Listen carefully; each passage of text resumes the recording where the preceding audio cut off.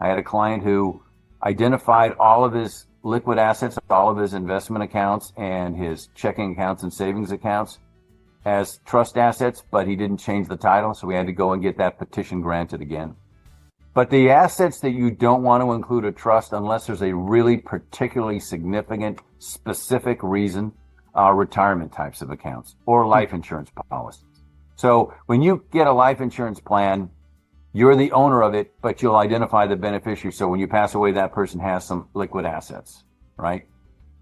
If you name yourself as the trustee of the trust, then there's going to be an immediate tax consequence. So if you do decide that you're going to have a life insurance policy on yourself and you name yourself as the beneficiary, as in you name yourself as the trustee, you're doing that even though you know that when you pass away and then the successor trustee is going to have that as an asset there, it's going to have a taxable consequence. But the reason why you may need to do that is you have several properties but not a lot of liquidity, right? And then when you pass away, you're not earning the income. So the successor trustee now has several properties with lots of bills and no cash.